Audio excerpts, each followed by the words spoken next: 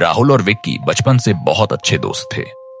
दोनों एक ही स्कूल में पढ़ते थे और हर वक्त साथ रहते थे। लेकिन वक्त ने एक दिन ऐसा मोड़ लिया कि राहुल के पापा का तबादला दूसरे शहर में हो गया।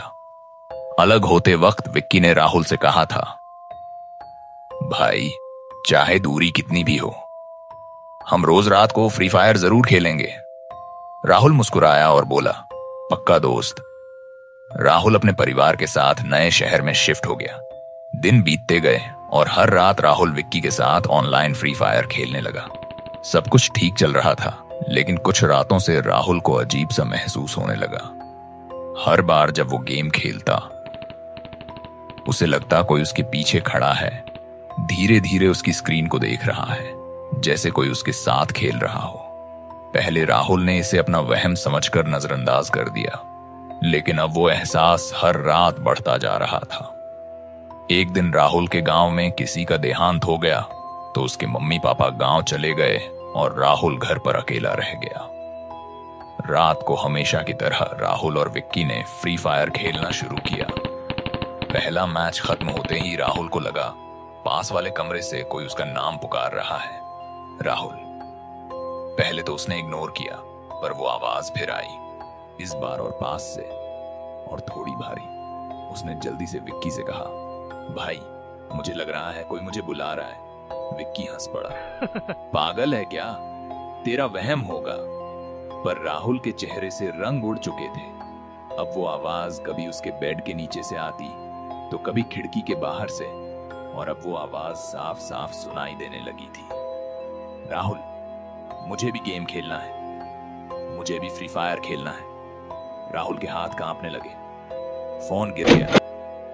पूरी रात डर के मारे वो जागता रहा। सुबह जब उसके मम्मी पापा लौटे तो राहुल बेहोश पड़ा था। उसे तेज बुखार था और शरीर पर नाखूनों के निशान थे, जैसे किसी ने उसे नोच डाला हो। राहुल बड़बड़ा रहा था, मुझे भी गेम खेलना है, मेरा फोन दो। राहुल के पापा उसे डॉक्टर के पास ले गए, पर कोई फायदा नहीं हुआ। बुखार कम होने के बजाय बढ़ता जा रहा था। आखिर में वे राहुल को गांव के एक तांत्रिक के पास ले गए। तांत्रिक ने पूजा की और आंखें बंद करके बोला, बहुत देर हो चुकी है, इस बच्चे पर एक आत्मा का साया है, एक 15 साल के लड़के की आत्मा, जो मरने के बाद भी गेम खेलना चाहता है। राहुल की मां चिल्ला उठी, मेरे बेटे को बचा लीजिए बाबा। पर बाबा बोले, अब इसका बचना नामुमकिन है। कुछ ही दिनों में राहुल ने दम तोड़ दिया। घर में सन्नाटा छा गया। मम्मी पापा का रो रो कर बुरा हाल था। 7 दिन बाद जब राहुल के माता पिता शहर वापस आए, तो पड़ोसी ने हैरानी से पूछा, भाई साहब, आप उस घर में अपने बेटे को अकेला कैसे छोड़ गए? वो घर तो पिछले 3 साल से बंद था। राहुल के पापा घबरा गए। क्या मतलब? पड़ोसी ने धीरे से कहा, इस घर में पहले रवि नाम का एक लड़का रहता था। वो हमेशा फोन में फ्री फायर खेलता रहता था। एक दिन उसकी मां ने गुस्से में उसका फोन तोड़ दिया, तो उस बच्चे ने गुस्से में आकर अपने कमरे में फांसी लगा ली।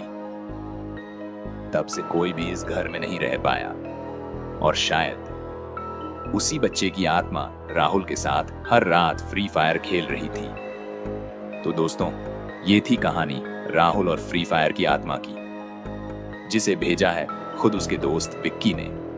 अगर आपके साथ भी कभी कुछ ऐसा हुआ है, तो हमें अपने अनुभव लिखकर भेजिए हमारे इंस्टाग्राम अकाउंट पर। हो सकता है अगली कहानी आपकी हो।